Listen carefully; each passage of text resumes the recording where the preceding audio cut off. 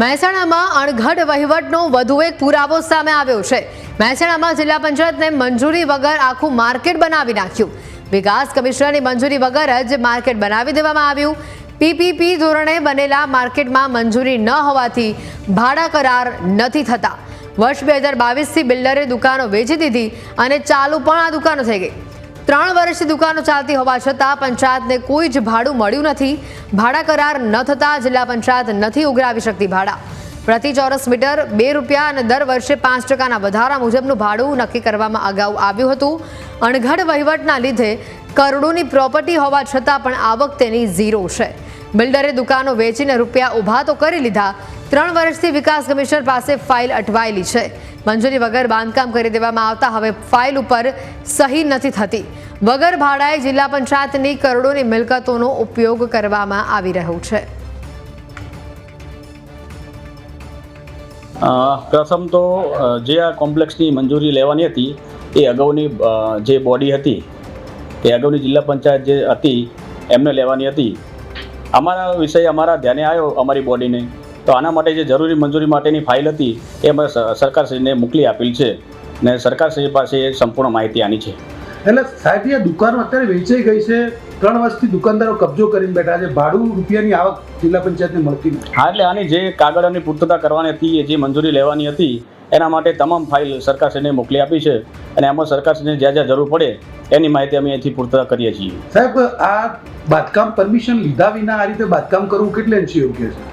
આ વિષય અમારા અગાઉની બોડીનો છે, એટલે આમાં મને પણ ખ્યાલ નથી। અને આજ અંગે વધુ માહિતી મેળવીશું। ફોન લાઈન ઉપર સંવાદદાતા કમલેશ જોડાયા છે। અહીંયા કમલેશ, જે રીતનું આખું આ ઘટનાક્રમ સામે આવ્યો, 3 વર્ષ વીતી ગયા છતાં પણ આ મામલે કોઈએ ઉગ્ર રજૂઆત ન કરી અને ભાડા કરાર થયો નથી, એટલે અહીંયા કરોડો રૂપિયાનું નુકસાન થતું હોવાનો પણ અહેવાલ છે। જે રીતે જિલ્લા પંચાયત મહેસાણામાં કેવા પ્રકારનો અણઘડ વહીવટ ચાલી રહ્યો છે તેનું એક ઉદાહરણ સામે આવ્યું છે। વર્ષ 2021માં જિલ્લા પંચાયત દ્વારા તેમની જે માલિકીની જગ્યા હતી જૂના બસ સ્ટેન્ડની સામે, ત્યાં પીપીપી ધોરણે માર્કેટ બનાવવાનું નક્કી કર્યું હતું અને કારોબારી સભામાં ઠરાવ કરી અને ઊંઝાની શિવ કન્સ્ટ્રક્શન નામની કંપનીને આ માર્કેટનું બાંધકામ કરવાની પરવાનગી આપવામાં આવી હતી। તે વખતે બિલ્ડર પાસેથી રકમ જમીનના પૈસા લેવાયા હતા અને બિલ્ડરને છૂટ આપવામાં આવી હતી કે ઉપરના જે 2 માળ છે તેની દુકાન વેચીને જે પણ આવક થાય તેના પૈસા બિલ્ડરે લેવાના અને આ પ્રકારે બાંધકામ કરવાની પરવાનગી આપી હતી। પરંતુ તે સમયે જિલ્લા પંચાયતે જે વિકાસ કમિશનરની પરવાનગી લેવી પડે એ પરવાનગી લેવામાં આવી ન હતી અને આ કારણે બાંધકામ કરી દેવાયા બાદ બિલ્ડરે દુકાનો વેચી દીધી અને જે વ્યક્તિએ દુકાનો ખરીદી તે વ્યક્તિએ પોતાની દુકાનો પણ શરૂ કરી દીધી, ઓફિસ પણ શરૂ થઈ ગઈ।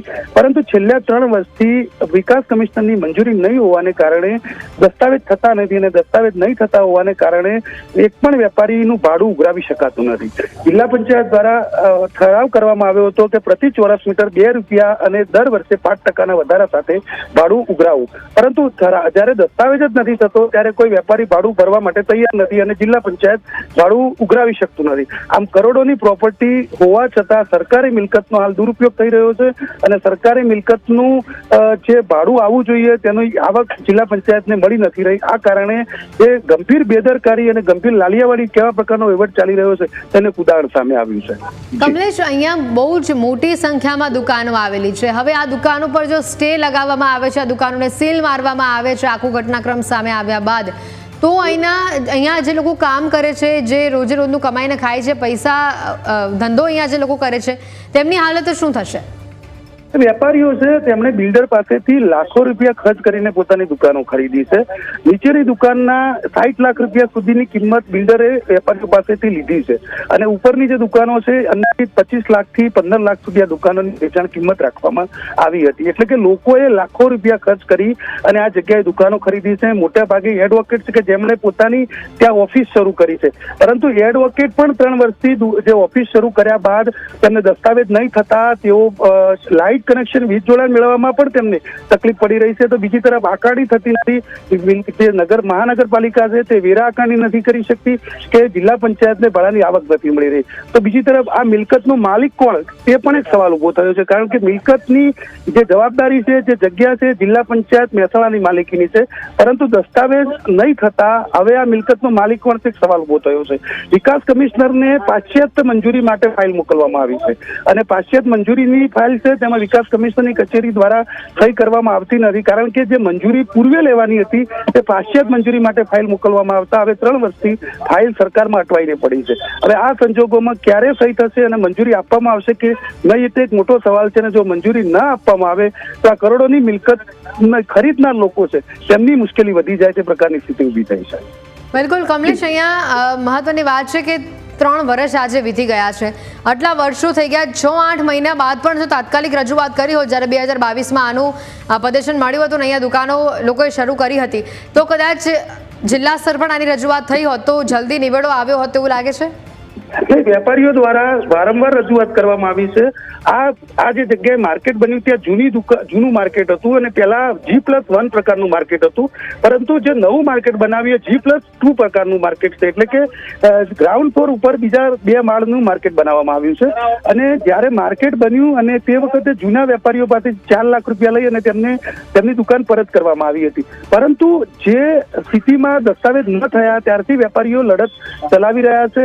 આ મામલે પોલીસ ફરિયાદ પણ દાખલ કરવામાં આવી હતી. આમ છતાં આ બાબતનો કોઈ નિવેડો આવ્યો નથી. કાર્યપાલક ઇજનેર જે વખતના તત્કાલીન હતા તેમની સામે પણ ફરિયાદ દાખલ કરવામાં આવી હતી. આમ છતાં હજુ સુધી આ બાબતનો નિવેડો આવ્યો નથી, કારણ કે વિકાસ કમિશનરની કચેરીનો સ્પષ્ટ અભિપ્રાય છે કે પાશ્ચાત્ય મંજૂરી આપી ન શકાય, આ પૂર્વે મંજૂરી લેવી જોઈતી હતી.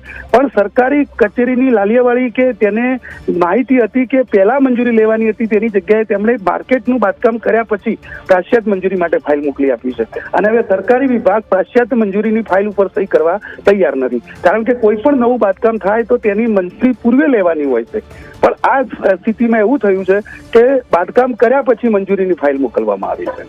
જી બિલકુલ કમલેશ, આભાર વિગતો બદલ.